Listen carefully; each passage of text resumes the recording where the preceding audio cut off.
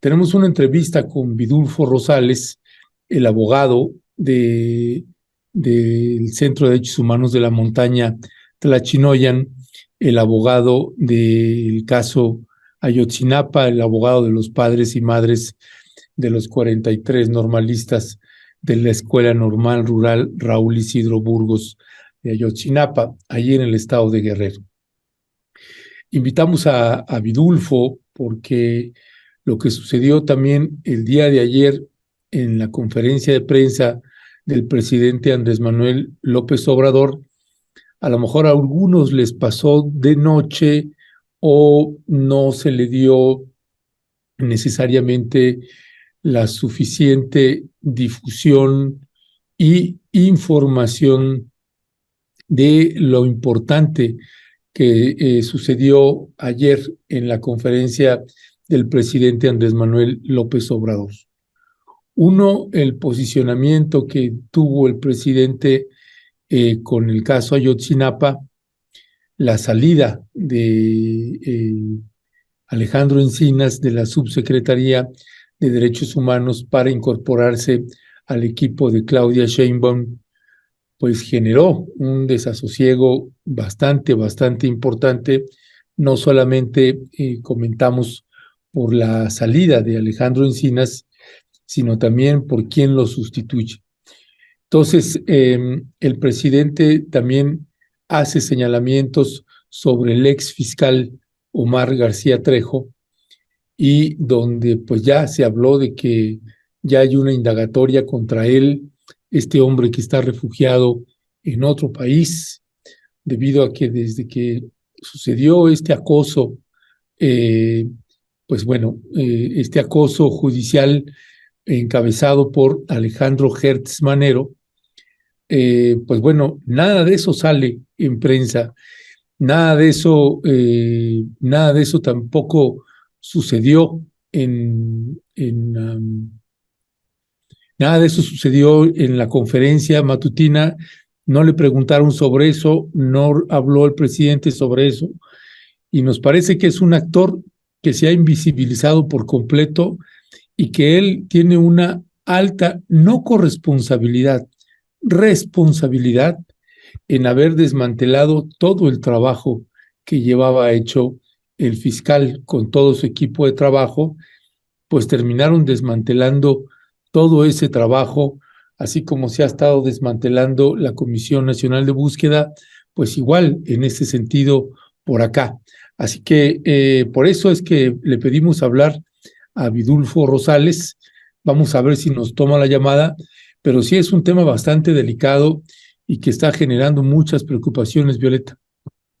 Sí, Ernesto, pues muchas noticias, como ustedes ya lo analizaron el día de ayer. Primero esto de Alejandro Encinas, la renuncia, bueno, la salida de él de la subsecretaría y la incorporación al equipo de Claudia Sheinbaum. En la tarde yo escuché una entrevista con ella que le hicieron, Ernesto, y ella comentaba, fue así una entrevista, supongo, de estas banqueteras, y ella comentaba que parte de la incorporación de Alejandro Encinas es para fortalecer el proyecto de nación. Eso lo decía así de manera rápida en una entrevista que le hacía a alguien de una estación de radio, y bueno, pues eso me parece también importante, que fortalecería y que se están mandando también señales de la incorporación de Alejandro Encinas, pues también al proyecto ya de Claudia Sheinbaum. Eso me parece importante.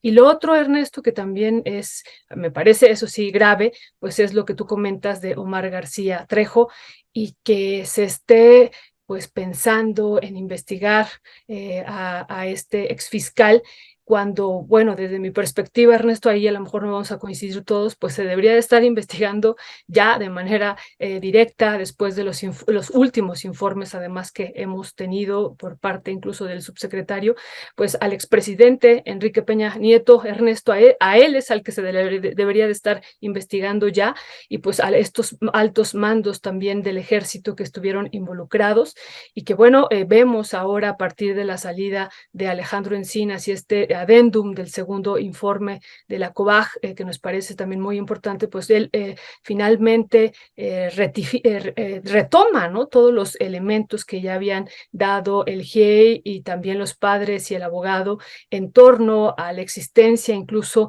de manera permanente lo ha negado la Sedena, pero la existencia de este centro de inteligencia en Guerrero, Ernesto, y bueno, y todos los documentos que hacen falta que se entreguen, y qué bueno que él lo está retomando en este adendum al segundo informe de la COBAG, y nos parece fundamental. Así es que pues han pasado en estos últimos días elementos muy, muy importantes, desde la salida insistimos, del subsecretario, la incorporación al proyecto de nación de Claudia Sheinbaum, que también nos parece importante, porque insisto, están mandando algunos mensajes ahí, y también eso hay que comentarlo. Y lo otro, pues que también es muy, muy importante lo que ha pasado con este segundo adendum de la COBAG. Sí, este segundo informe que fue importantísimo que lo entregara Alejandro Encinas, y pues termina saliéndose de la subsecretaría de todos los casos que está llevando. Si de por sí tenía obstáculos, por ejemplo, a nosotros nos tocó ver cómo a la hora de tener entrevista con él o visitar el estado de Chiapas o el estado de Tamaulipas, pues un subsecretario también muy acotado y acosado por el ejército mexicano. Pues bueno, pues ese segundo informe pues devela aún más y reconfirma que el ejército sí ocultaba información. Por tanto, la salida de él pues sí deja un hueco tremendo, y también en materia de búsqueda de personas desaparecidas.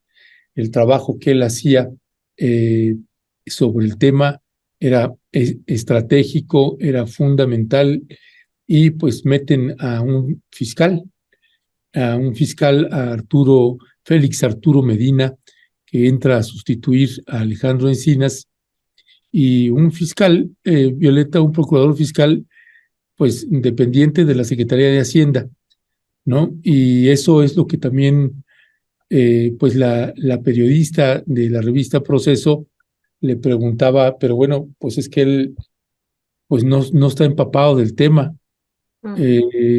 Si de por sí había sido un problema cuando hicieron el cambio, que sacaron a Omar Gómez Trejo y metieron a Rosendo Gómez, que no sabía nada y que retrasó muchísimo el caso, pues de este hombre que sustituye a Rosendo, a Omar García Trejo, lo sustituye en la Fiscalía Especializada. Además mandan a su hijo a la Comisión Nacional de Búsqueda, pues, y sacan a Alejandro Encinas y meten a este otro fiscal. Pues básicamente se puede decir que podemos despedirnos de este caso escuchando al presidente, porque me tocó trabajar. Ahorita esperemos que podamos entrar con Vidulfo,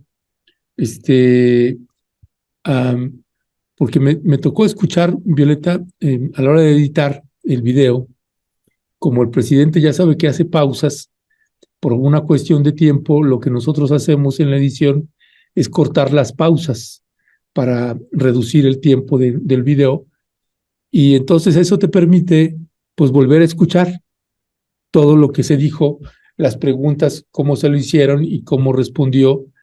Y no tengo ninguna duda que el presidente tiene una falta de comprensión del caso por falta de información. Y no es fácil. Si precisamente teníamos ahora en la mesa que tuvimos con los periodistas, que estaba también, que aprovechamos para entrevistar a Pablo Ferri, por todos los nuevos datos que venían saliendo, por ejemplo, cuando abordamos el tema del segundo informe de la COBAG, del adendum, pues empezamos a hablar de los personajes nuevos que surgen, los personajes viejos, y broma, a modo de broma, decía Pablo Ferri, bueno, es que pues ya parece que hay el caso de Ayotzinapa, pues para expertos, ¿no? Porque para nerds, el caso de Ayotzinapa para nerds, porque dice, son tanta la información que es muy difícil no perderse. Y casi te tienes que volver en un experto, en un nerd en el tema, y que lo que estamos obligadas y obligados nosotros es tratar de quitar tanta maraña y tratar de traducirlo de una manera que se pueda entender. Permíteme tantito, sí, Vidulfo. Sí, Ernesto, digo que si me puedes mandar la dirección, porque yo no... Oye, te podemos enlazar, porque ya estamos aquí al aire y yo creo que nos confundimos, Vidulfo. Te podemos enlazar y hacer la entrevista ahorita vía Zoom o telefónica. Telefónica, porque voy caminando en la calle. ¿En dónde estás? ¿En qué calle estás? Ahorita es que ya han andado por allá cerca, pero yo estoy aquí en el Monumento a la Revolución. No, ya estás bastante retirado. Bueno, te vamos a hacer el enlace, ahorita te marcan, y hacemos el enlace telefónico, ¿sale? Sí, y una disculpa ahí la confusión que tuvimos, Vidulfo. Ok, gracias. ¿Le puedes marcar, Cristian, por favor, a Vidulfo?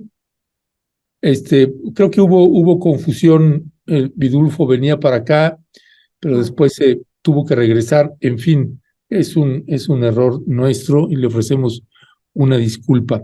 Pero, pues sí, es un caso importante porque le queremos colocar a Vidulfo y a usted el video completo, el clip completo que tuvo el presidente Andrés Manuel López Obrador con la periodista de la revista Proceso, porque hay varios datos que, pues claro que queremos platicar con Vidulfo y que nos pueda dar unas pistas y una luz de cómo lo están leyendo e interpretando, pues el rumbo que está tomando, pues ya las investigaciones del caso Ayotzinapa.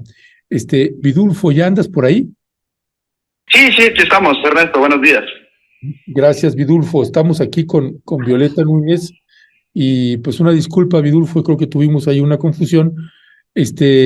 Pero Vidulfo, una pregunta. ¿Escucharon ustedes la conferencia de prensa del presidente del día de ayer? Sí, la pudimos recuperar y escuchar posteriormente. Ok, entonces, Vidulfo, iniciaría primero con una primera impresión que tienen ustedes con la salida de Alejandro Encinas como subsecretario de Gobernación y la llegada de este nuevo subsecretario fiscal que pues está renunciando el día de hoy al cargo que actualmente tiene de procurador fiscal de la Secretaría de Hacienda, Félix Arturo Medina Padilla. Y esta pregunta, pues claro que los que llevamos todos estos años dando seguimiento al caso, pues primero sale el grupo interdisciplinario de expertos independientes. Antes de eso había salido el fiscal Omar García Trejo, incorporaron al nuevo fiscal Rosendo Gómez y ahora sale Alejandro Encinas. ¿Cuál es la valoración que ustedes tienen de estos cambios que se están dando en el gobierno de López Obrador? Mira, pues primeramente lo que nosotros vemos es un retroceso en la investigación, ¿verdad? El caso Ayotzinapa fue muy manoseado, fue muy desasiada la investigación que se hizo en el gobierno pasado, ¿verdad? Al grado de que pues se construyó una mentira para desviar el conocimiento de la verdad, para ocultar el paradero de los jóvenes, para ocultar lo que ocurrió. Entonces, en la que participó todo el aparato de Estado, para manipular, para desviar, para construir una investigación falsa. Entonces, de tal manera que investigar el caso por los medios ordinarios resultaba prácticamente imposible esclarecer los hechos. De ahí, Ernesto, que se pensó en construir un mecanismo extraordinario de investigación, un mecanismo que fuera más allá de la simple investigación con un ministerio público, con un fiscal. De ahí entonces, y quien dio la pauta para ese mecanismo fue la propia resolución que emitió el primer tribunal colegiado de circuito del 19º, el primer tribunal colegiado del 19º circuito con sede en Reynosa, Tamaulipas, que emitió una resolución en la que ordena la creación de una comisión de la verdad y nos da pautas de su estructura, de su conformación, de su sustento presupuestario, y a partir de ahí decimos nosotros, bueno, es entonces importante construir un mecanismo de esta naturaleza. La misma resolución analiza este tema de la investigación fallida, de una investigación desasiada y la necesidad de limpiarla y de reconstruirla, de redireccionar la investigación, y ordena la creación de este mecanismo. Luego, entonces, cuando esta resolución habría llegado a fines del mes de mayo, ¿verdad? Y luego, después de las elecciones que gana Andrés Manuel López Obrador, casualmente empata con la promesa que él públicamente hizo cuando los padres lo increparon en Iguala, y también él promete la creación de una comisión de la verdad. Entonces, digamos que se empataron ahí las cuestiones, y nosotros decimos, bueno, entonces lo natural pues es construir este mecanismo extraordinario, una comisión de la verdad, como ya lo había indicado el Tribunal de Reynosa, Tamaulipas. Luego de ponernos de acuerdo, se construyó este mecanismo integrado por la Comisión para ver el Acceso a la Justicia, la Fiscalía Especial en el caso Ayotzinapa y la participación de los expertos del GIEI. Entonces, por esos tres grandes pilares está construido este intento por esclarecer la verdad, en la cual no fue una concesión del gobierno, Ernesto, que también quede claro. No fue algo que Andrés Manuel López Obrador ofreció y dijo, a ver, yo les doy este mecanismo para esclarecer el caso. No, ese lo construyeron de manera activa los padres y las organizaciones que les estamos acompañando, principalmente del Centro PRO, ¿verdad? Entonces, participamos en esta construcción, y bueno, ahora lo que vemos es que este mecanismo que se construyó ha rendido frutos parciales, ¿verdad? Ha habido avances en la investigación, se redireccionó la investigación, se recondujo la misma, y se está llegando a puntos, a las fibras sensibles de la investigación, ¿no? Que tiene que ver con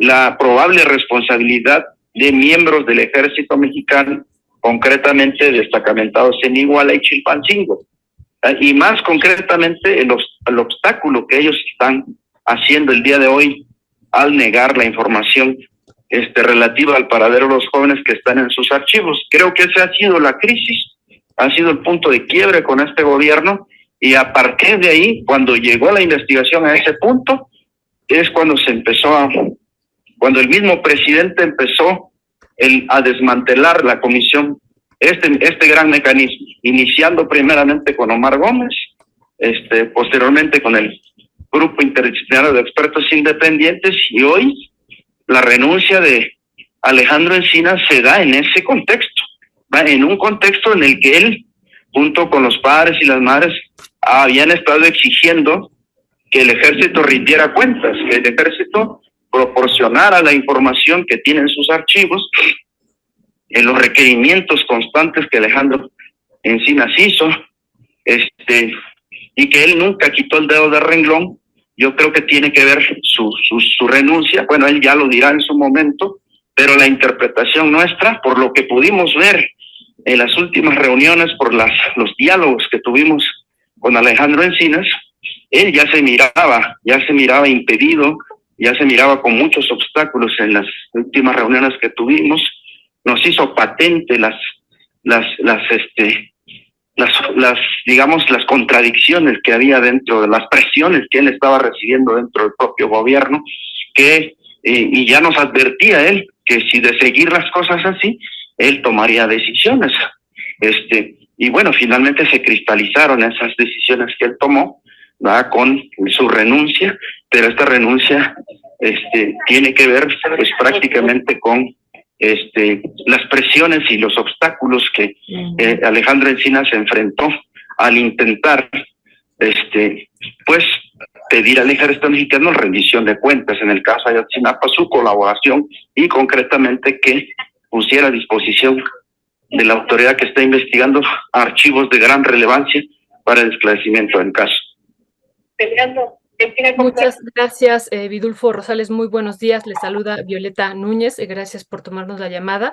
Yo tengo dos dudas, dos preguntas. Esto que ya le comentaba ahorita Ernesto Ledesma, ¿ustedes consideran que la salida de Alejandro Encinas cierra el caso Ayotzinapa? ¿Lo cierra? Esa sería una pregunta. Y si esta salida que se da, ya ahorita usted nos comenta parte de eso también, se da en el marco, uno, de las declaraciones del presidente de señalar que pues sí iba a defender al ejército, sí lo había pensado defender cuando se le hace esa pregunta, y dos, esta condecoración que tuvo pues el ex titular de la Sedena, Salvador Cienfuegos, y también tiene que ver algo esta salida del ex subsecretario de Gobernación, si se da en este marco. Y bueno, sobre todo porque también veíamos, y lo comentábamos hace unos días, pues no olvidemos que en algún momento el ejército dijo que iba a demandar a Alejandro Encinas, ¿no? Entonces, bueno, me parece que hay aquí pues dos realidades que se están confrontando al interior ya de los altos mandos también de este gobierno, y no sé si usted nos podría decir si esto también ustedes lo están interpretando así.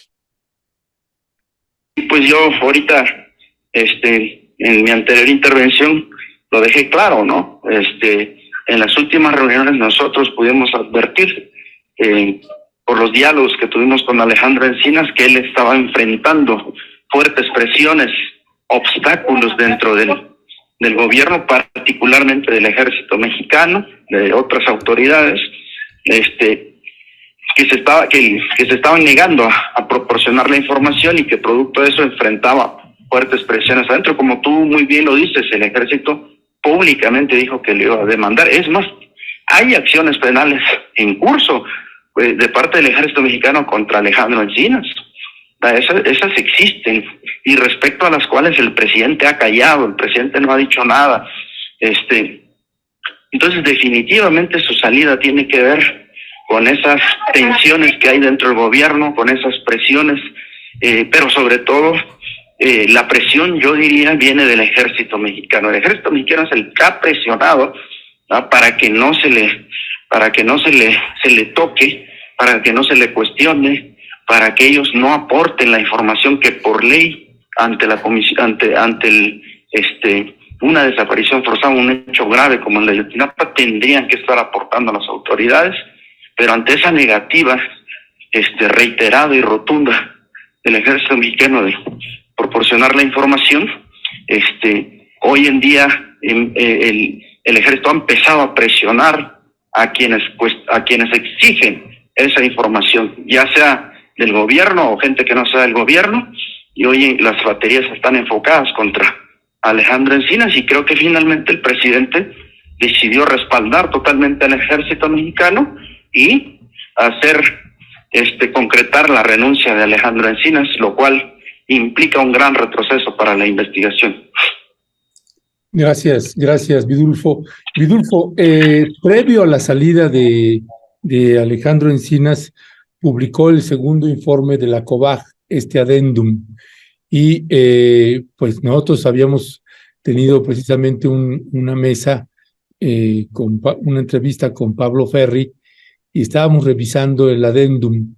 Finalmente, este segundo informe de la COBAG, que entrega y que al siguiente día presenta la renuncia, en este informe pues se termina de confirmar esto que pues ustedes denunciaban una y otra vez, así como el grupo interdisciplinario de expertas y expertos independientes, que el ejército sí miente y sí sigue ocultando información.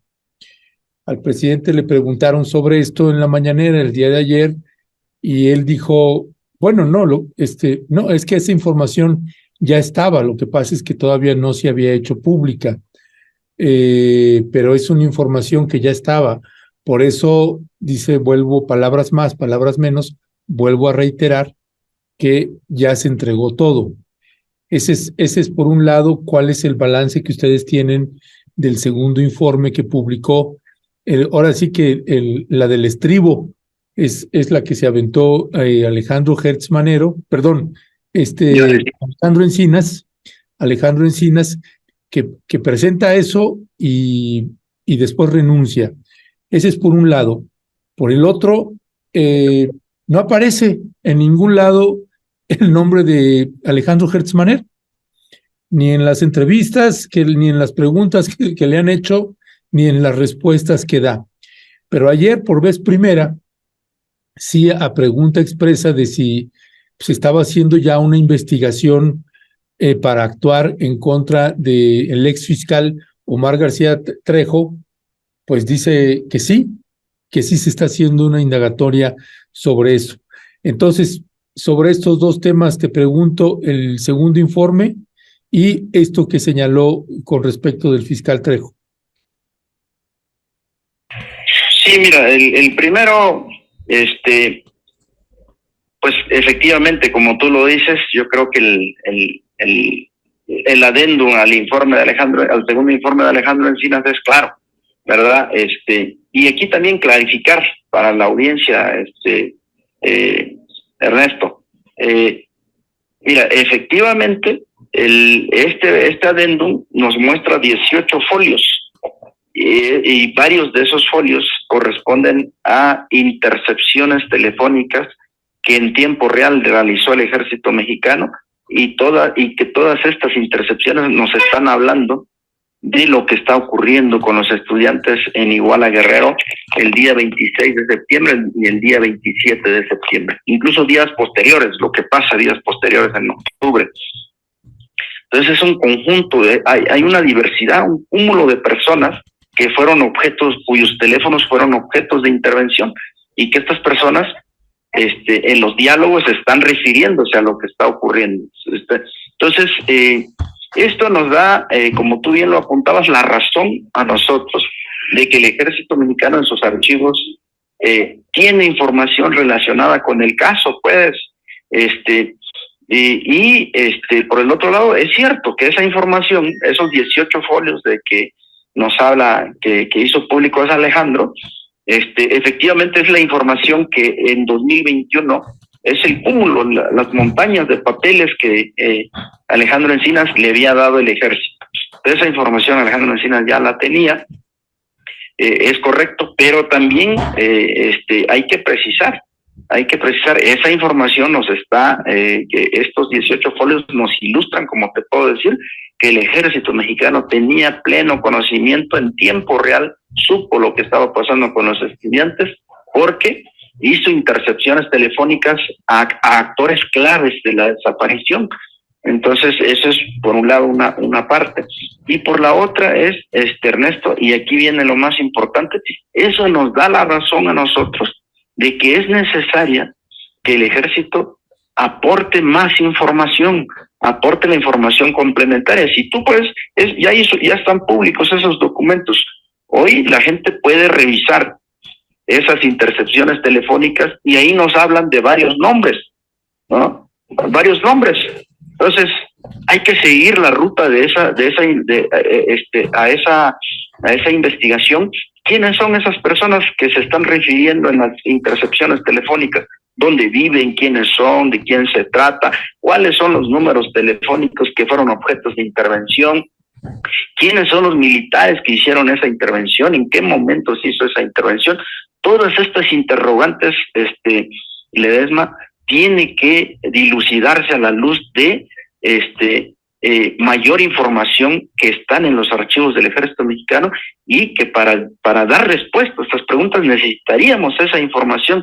El Ejército Mexicano tendría que poner a disposición de la Fiscalía Especial del caso Ayotzinapa toda esta información. Es decir, hoy en día la Fiscalía para el caso Ayotzinapa debe estar formulando una batería de preguntas y de información que el Ejército Mexicano tendría que estar contestando, poniendo a disposición más información, ¿verdad? Entonces, nos viene a confirmar eso, nos viene a confirmar que sí, pero por otro lado, solamente estamos hablando, Ernesto, de 18 folios de los que Alejandra Encinas pudo encontrar en los documentos que ya tenía.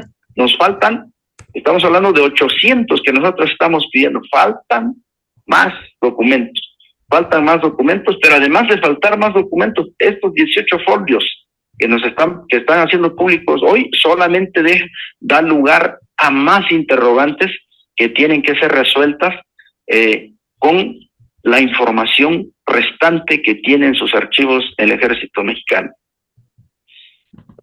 Muchas gracias, abogado Vidulfo. Esto también que preguntaba Ernesto sobre las declaraciones insistentes del presidente López Obrador, en particular de Omar Gómez Trejo, de que él ha sido omiso, que fue omiso en los tiempos y en los plazos y que se le va a investigar. Y bueno, nosotros decíamos hace rato pues que nos parece importante que se estuviera también declarando, o más bien que se estuviera declarando, pues una investigación a Enrique Peña Nieto y también a los altos mandos del ejército y a otros responsables. Pero bueno, su opinión en torno a esta insistencia de esta investigación que va a abrir el gobierno mexicano contra Gómez Trejo, ¿ustedes cómo la están interpretando? Y si es, incluso para aclararlo frente a la audiencia, si es que hubo omisión en los tiempos y en los plazos durante la investigación por parte del exfiscal Gómez Trejo, y qué estaría de fondo en esto, abogado Vidulfo.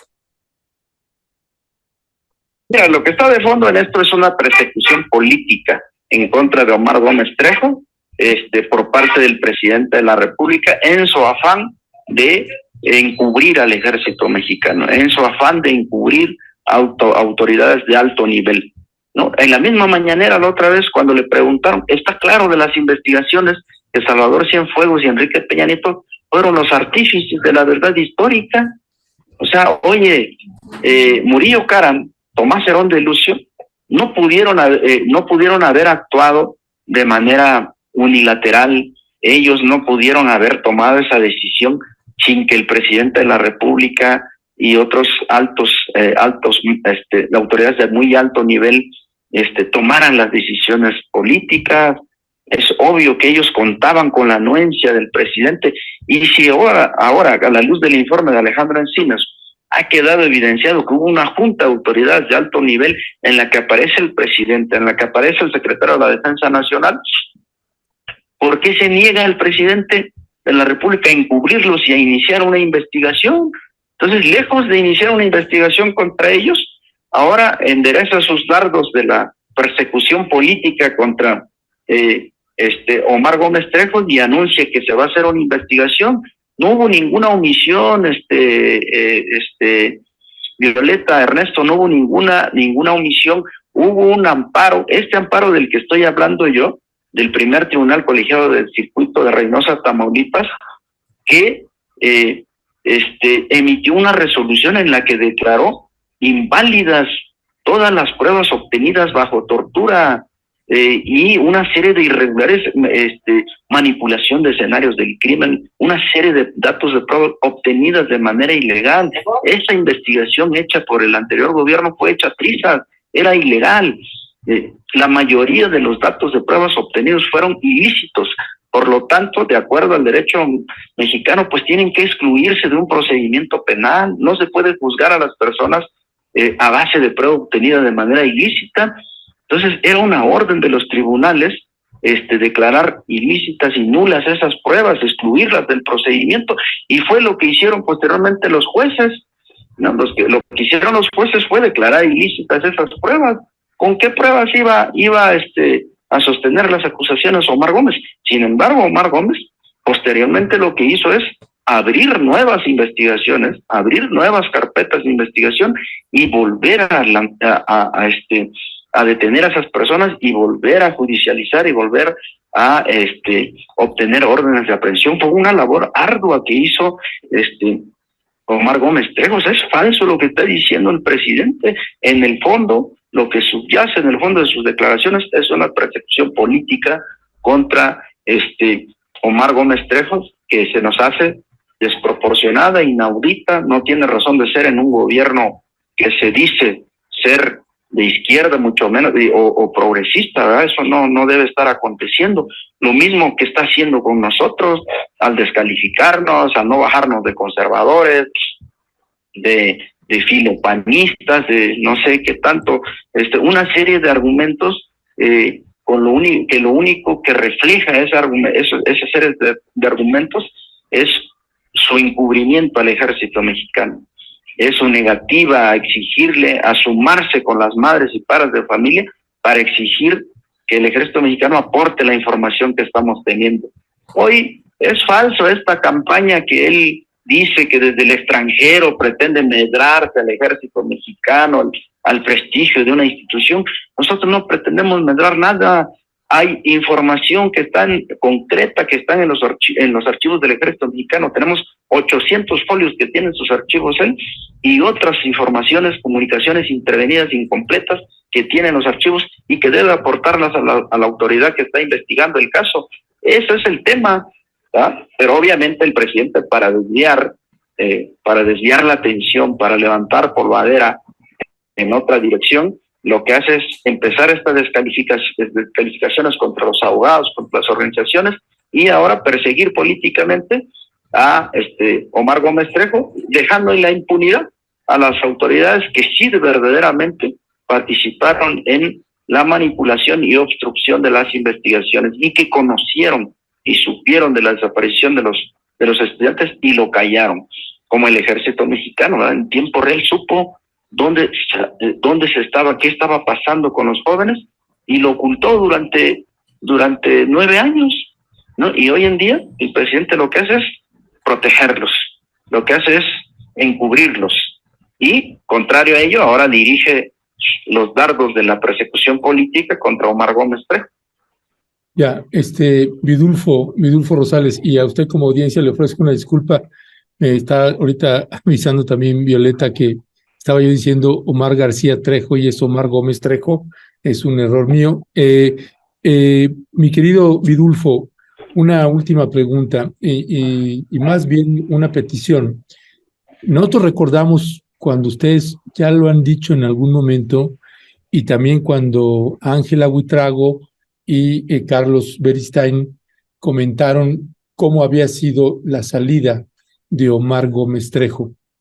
Y nos parece que es importante para la audiencia, para quien te está escuchando, en la información que ustedes fueron obteniendo y en el desconcierto que les generó, pues la salida de Omar Gómez Trejo. El presidente repite mucho esto de que una integrante del GIEI le solicitaba 90 días más y me parece que ahí todo se revuelve de una manera que genera mucha confusión. A nosotros nos gustaría si pudieras comentar qué fue lo que sucedió, por qué salió Omar Gómez Trejo y cómo salió, pensando aquí en el papel del fiscal Alejandro Gertz Manero, que pues tiene muchos meses que no sale su nombre en el caso Ayotzinapa y que no sabemos por qué ni siquiera se menciona. Si fueras tan amable de compartirle a la audiencia cómo fue la salida de Omar Gómez Trejo. Mira, nosotros lo que vemos es que la salida de Omar Gómez Trejo tuvo que ver, ¿verdad?, con la judicialización y el libramiento o la consecución que Omar Gómez Trejo obtuvo de un juzgado de las 20 órdenes de aprehensión contra los militares. Eso creo que detonó la salida de Omar Gómez Trejo. Eso lo que se comenta al interior del gobierno, que no fue consultado debidamente, o sea que el fiscal Gómez Trejo no no consultó esta decisión con quien tenía que consultarlo, de tal manera que el Ejecutivo no consensó con el Ejército Mexicano esta cuestión, pero bueno, Omar Gómez Trejo estaba actuando con autonomía, ¿no? Un fiscal autónomo, un fiscal que por lo que se guiaba era por la necesidad de hacer justicia. Estaban los datos de prueba a la vista y obviamente tenían responsabilidad de esos militares, ¿no? Entonces, a partir de ahí, Ernesto, es donde hubo digamos, donde se le empezó a cuestionar a Omar Gómez Trejo, obviamente su actuación, digamos, porque él ejercitó acción penal contra 20 militares sin que eso fuera consensado políticamente, ¿verdad? Entonces, esa situación, ya Omar lo explicó la otra vez en su declaración cómo dinamitó el presidente la investigación. Justamente el punto álgido de esto fue cuando se judicializa, cuando ejercita acción penal Omar Gómez Trejo contra 20 militares. Tú recordarás que incluso se dio un debate con un servidor y el presidente, que igual en la mañanera me descalificó, que yo no sabía, que tenía mala fe, que actuaba de mala manera, que porque no eran 20 órdenes las que estaban libradas. ¿Tú te acuerdas de eso? ¿Cómo olvidarlo? Sí, sí.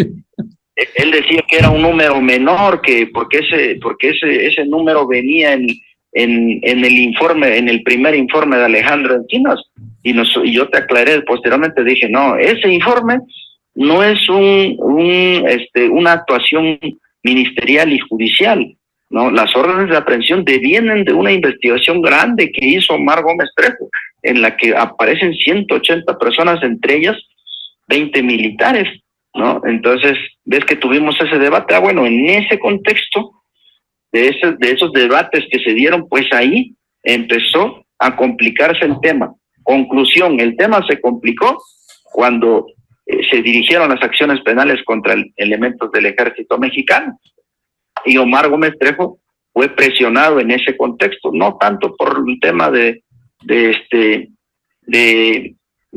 ex procurador Jesús Murillo Caram, que sí, me parece que la posición de Omar Gómez Trejo e incluso del grupo interdisciplinario de expertos independientes era fortalecer más la acción penal contra el ex procurador, ¿no? Porque teníamos obviamente el temor de que los datos de pruebas hasta ese momento existentes eran frágiles, eran débiles, y que muy probablemente en el plazo constitucional había riesgos de que pudiera obtener su libertad el ex procurador. Entonces, pero es una apreciación meramente jurídica, una apreciación meramente de suficiencia probatoria, en la cual yo creo que el grupo de expertos pidió y solicitó, ¿sabe qué? Pues se requiere un poco más de tiempo, hay que fortalecer la investigación. Y Omar Gómez Trejo era de esa misma idea. Tú recuerdas que él en ese tiempo andaba en Israel, ¿verdad? Tratando de hablar con las autoridades israelíes para efecto de fortalecer el tema del expediente de extradición de Tomás Herón de Lucio. Entonces él no estaba acá. Cuando se da esto, y bueno, es tomada su oficina de él por parte de Alejandro Gertz Manero con otros ministerios públicos que son los que ejercitaron la acción penal, y que finalmente en la audiencia inicial que tuvo Jesús Murillo Caram, pues no sabía ni qué hacer en la audiencia de estos ministerios públicos porque desconocían el expediente, desconocían el caso, y finalmente fueron los ministerios públicos de Omar Gómez los que tuvieron que sacar adelante la audiencia inicial y la vinculación. Ya, pues Vidulfo, adelante, Violeta, perdón. No, ya iba a agradecerle muchísimo a Vidulfo Rosales, abogado de los padres de los 43 de Ayotzinapa, que nos haya tomado la llamada, y pues bueno, seguir con este tema nos parece con este caso muy importante. Y bueno, nada más cerrar diciendo que también a mí me parece en este adendum que se hace de la importantísimo que se reconozca por parte del ex subsecretario algo que siempre ha negado el ejército, ¿no? La existencia de este Centro Regional de Fusión de Inteligencia de la Sedena, que bueno, declararon, nos comentaba incluso en esta entrevista que tú le hiciste a Ángela Buitrago, Ernesto, pues que una y otra vez el ejército decía no existe, y bueno, qué bueno que desde la Secretaría de Gobernación se haya reconocido su existencia. Así es que bueno, pues muchas gracias, abogado, que nos haya tomado la llamada, y pues seguimos investigando y estudiando sobre esta situación que está pasando allá en Iguala. Gracias y buen día. Gracias a ustedes, buen día, que también. Un abrazo, Vidulfo, gracias. Pues bueno, Vidulfo Rosales, abogado del Centro de Derechos Humanos de la Montaña, Tlachinoyan, y también abogado de las padres y madres de los normalistas de Ayotzinapa.